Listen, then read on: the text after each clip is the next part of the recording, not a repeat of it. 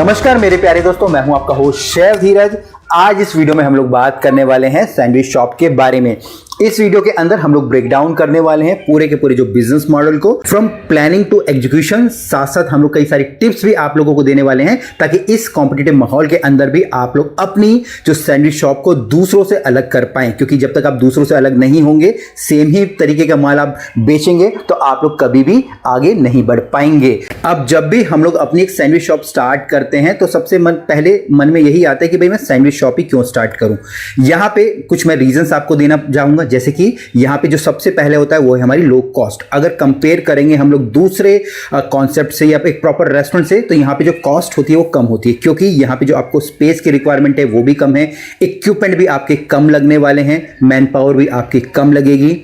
ठीक है, इसके अलावा जो यहाँ पे रॉ मटेरियल आपका जो लगने वाला है वो भी लिमिटेड ही होता है। इसके साथ साथ यहाँ पे आपके जो मेन्यू है वो वर्सेटाइल हो सकते हैं। आप एक वाइड रेंज के अंदर जो कस्टमर होते हैं उनको सर्व कर सकते हैं। इजी टू ऑटोमेशन होता है और आप चाहें तो जल्दी जल्दी अपनी दूसरी ब्रांचेस भी खोल सकते हैं। तो ये सारे रीजन है कि भाई आप एक जो अपनी जो यहाँ पे सैंडविच शॉप स्टार्ट करो। अब हम लोग बात करेंगे यहाँ पे अपनी अलग अलग स्टेजेस की। यहाँ पे जो सबसे इंपॉर्टेंट स्टेज है वो मेरी 6 स्टेज है, टोटल 7 है। जो 6 स्टेज है वो सबसे ज्यादा इंपॉर्टेंट है, जिसको कि आपको ध्यान से समझना है। सबसे पहली स्टेज यहां पे आती है, अगर आप एक अपनी सैंडविच शॉप खोलना चाहते हैं, वो है आपकी कॉन्सेप्ट एंड मेन्यू की। ठीक है, तो सबसे पहले आपको एक कॉन्सेप्ट डिसाइड करना पड़ेगा सैंडविच शॉप से रिलेटेड कि आप किस तरीके के कॉन्सेप्ट में जाना चाहते हो। आप एक हेल्थ लाइन को पकड़ना चाहते हो, मतलब कि हेल्थी सैंडविच वाली लाइन पे जाना चाहते हो, आप ट्रेडिशनल पुराने जमाने में जैसे सैंडविच होते हैं उन पे जाना चाहते हो, आप कोई मॉडर्न गुरमे ट्विस्ट देना चाहते हो, तो ये सब चीजों का ध्यान रखना पड़ेगा, क्योंकि इसके ही ऊपर आपके जो मेन्यू यहां पे डिसाइड होंगे।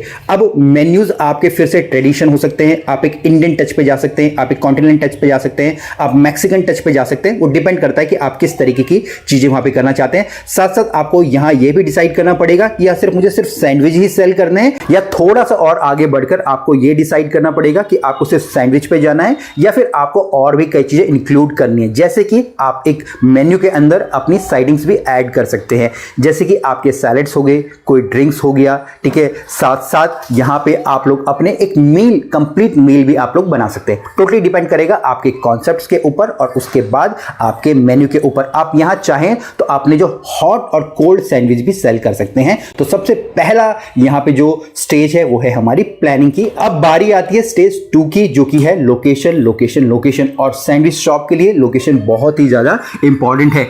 अब लोकेशन क्या आपकी होनी चाहिए? लोकेशन ऐसी होनी चाहिए जहां पे आपका बहुत सारा फुटफॉल हो, मतलब कि बहुत ज्यादा भीड़ भाड़ वाला इलाका, जैसे कि किसी कॉलेज के पास, किसी स्कूल के पास, किसी सिनेमा घर के पास, या किसी भी प्रकार के रिटेल के जो शॉप्स होते हैं वहां पे, क्योंकि यहीं पे भी सबसे ज्यादा फुटफॉल होगा। और यहां पे आपको कोई बहुत बड़ी शॉप की जरूरत नहीं है, आप छोटी जो जगह या छोटा जो एरिया है वो ले सकते हैं, बट जितनी ज्यादा आपको विजिबिलिटी होगी उतने ज्यादा चांसेस होते हैं आपकी शॉप के चलने के या आपकी सैंडविच शॉप के सक्सेसफुल होने के। अब तीसरी स्टेज पे हम लोग आ जाते हैं, वो है आपके सेटअप करने के, आपके किचन के। अब यहाँ किचन सेटअप के अंदर आपके किचन के इक्विपमेंट्स आ जाते हैं। ठीक है, इक्विपमेंट्स के अंदर अगर मैं बात करूं, यहाँ पे स्टोरेज के हमारे कुछ इक्विपमेंट्स होते हैं, जैसे कि हमारे फ्रिज हो गए, फ्रीजर्स हो गए, ठीक है, हमारे कबर्ड्स हो गए।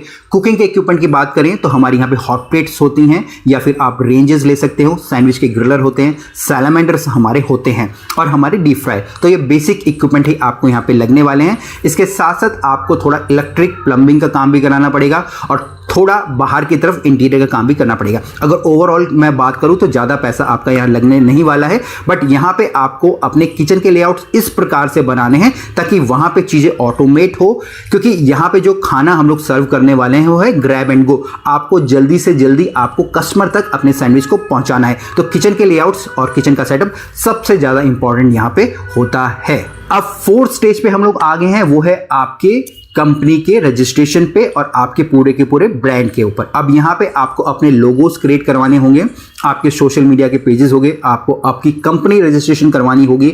आपको ध्यान ये रखना है कि आप जो लोगो बनवा रहे हैं उसमें आप अच्छे कलर्स यूज करें, मतलब कि जो भी कलर्स आप रख रहे हैं, जो भी बैकग्राउंड आप रख रहे हैं, वो मैच करना चाहिए आपके सैंडविच के कॉन्सेप्ट से। ऐसा नहीं हो कि सैंडविच का कॉन्सेप्ट इंडियन आप बोल रहा है, कॉन्सेप्ट आपने इंडियन रखा है और नाम वहां पे आप चाइनीज या फिर कोई और अफ्रीकन आप लोग वहां रख रहे हो। तो इस चीज का ध्यान रखना है। साथ साथ जितने भी आपके पेपर वर्क होते हैं, चाहे वो फसाई का लाइसेंस हो, जीएसटी के नंबर हो, या किसी भी प्रकार के एमसीडी के लाइसेंस आपको लेने हो वो सारी चीज़ें आपको करनी पड़ेगी। साथ साथ सोशल मीडिया के पेजेस को आपको वहाँ पे बनाना पड़ेगा और यहाँ पे आपको अपनी ओपनिंग से पहले ही ये सारी चीज़ें करनी है ताकि मार्केट में लोगों को पता चले कि भाई यहाँ पे कोई आपका जो एक नया सैंडविच का अच्छा सा ब्रांड यहाँ पे आने वाला है। 5वीं स्टेज पे हम लोग आ जाते हैं, वो है हमारी सोर्सिंग ऑफ इंग्रेडिएंट्स। जो रॉ मटेरियल हमारा इस्तेमाल होगा हमारी सैंडविचेस के अंदर, अब यहाँ पे आपकी कोशिश कीजिएगा कि जितना आप लोकली सोर्स कर पाओ। जैसे कि हमारी जो फ्रेश ब्रेड्स होगी, ब्रेड्स की बहुत सारी वैरायटीज़ यहाँ पे हो सकती हैं। इसके बाद आपकी वेजिटेबल्स होगी, आपकी सॉस होगी, आपके मीट्स होंगे। तो आपको यहाँ पे किसी भी प्रकार का कॉम्प्रोमाइज़ नहीं करना है अपनी क्वालिटी के साथ। क्वालिटी हमेशा आपकी A1 नंबर आपकी रहनी चाहिए, क्योंकि क्वालिटी आपकी बेस्ट नहीं होगी तो आपके जो प्रोडक्ट जो बन के आएंगे वो आपके कस्टमर को कभी भी अच्छे नहीं लगेंगे। इसके अलावा आपको यहाँ पे अपने जो वेंडर मैनेजमेंट को भी प्रॉपर रखना है, ठीक है। आपको अपने जो सप्लायर्स हैं उनके साथ प्रॉपर एक कोऑर्डिनेशन रखना है और हर चीज के एटलीस्ट 2 से 3 सप्लायर होने चाहिए। कभी भी एक सिंगल सप्लायर के ऊपर आप लोगों को डिपेंड नहीं होना है। इस चीज का आपको सबसे ज्यादा ध्यान यहाँ पे रखना है। अब हम लोग पहुंच गए हैं अपनी सबसे इंपॉर्टेंट पॉइंट के ऊपर, स्टेज के ऊपर है, जो कि मेरी है स्टेज 6। अब आपका पूरा का पूरा किचन सेटअप हो गया है, आपकी जो इंग्रेडिएंट या वेंडर मैनेजमेंट आपका हो गया है। अब बारी आती है आपकी SOPs की, आपकी टीम की हायरिंग की, उनके ट्रायल्स की, वहाँ पे आपके फूड के, ठीक है, और आपकी जो ट्रेनिंग्स की। अब यहाँ पे आपको अपनी जो रेसिपीज हैं वो प्रॉपरली रिटन डाउन करनी है, क्योंकि जब आप अपनी रेसिपीज को रिटन डाउन करोगे तभी आप लोग अपने चीज़ों को ऑटोमेशन पे ला सकते हो। रेसिपीज बनेंगी, उनके प्रॉपरली ट्रायल्स होंगे, उनकी कॉस्टिंग निकलेगी, आपकी किचन से रिलेटेड बाकी जो चीज़ें होती हैं जैसे कि आपकी जो फूड सेफ्टी की ट्रेनिंग हो गया, इन्वेंट्री मैनेजमेंट हो गया, रेसिपीज की हो गया, ठीक है, या आपकी टीम बिल्डिंग की हो गया, ये सारी की सारी चीज़ें इंपॉर्टेंट है और इस चीज़ पे ही मैं सबसे ज़्यादा यहाँ पे जोर देना चाहूँगा। हायरिंग के लिए आप किसी एक अच्छे पार्टनर को ढूंढ सकते हैं, आप चाहे तो हमें भी कनेक्ट कर सकते हैं। इसके अलावा हम लोग कंप्लीट कंसल्टेंसी भी करते हैं, ठीक है। आप किसी प्रकार का बिजनेस, फूड बिजनेस कर रहे हैं या आप अपनी जो सैंडविच शॉप स्टार्ट करना चाहते हैं तो आप हमको कॉन्टैक्ट कर सकते हैं। तो ये वाला पॉइंट आपको सबसे ज़्यादा ध्यान यहाँ पे रखना है। इसके बाद हम लोग सबसे लास्ट स्टेज पे आ गए हैं, वो है हमारी marketing and growing your business. अब सब कुछ हो चुका है, आपकी रेसिपी रेडी है, सब कुछ रेडी है। अब आपको क्या करना है, आपको अपने यहाँ पे जो शॉप की आपको मार्केटिंग करनी है। मार्केटिंग के 2 तरीके होते हैं, ऑनलाइन और ऑफलाइन। और यहाँ पे मैं आपको ये चीज जरूर बताना चाहूंगा, जो भी चीजें आप लोग ऑफलाइन कर रहे हो, जैसे कि आप पैम्पलेट्स बांट रहे हो, कोई ऑफर निकाल रहे हो, डिस्काउंट निकाल रहे हो, वही सारी चीजों को आपको दिखाना है ऑनलाइन में। मतलब कि अगर आपके पास कोई सोशल मीडिया पेज है, इंस्टाग्राम है, फेसबुक है, या यूट्यूब का चैनल है, ठीक है, आपकी खुद की वेबसाइट है, तो जो भी चीज आप फिजिकल कर रहे हो वही आपको वहां पे दिखानी है। वहां पे कुछ ऐसा अलग करने की जरूरत नहीं है। हम लोग यही एक तरीके से मात खा जाते हैं, हम लोग ऑनलाइन कुछ और दिखा रहे होते हैं, ऑफलाइन कुछ और कर रहे होते हैं। बट आपको करना क्या है, जो आप ऑफलाइन कर रहे हैं वही आपको ऑनलाइन भी शो करना है।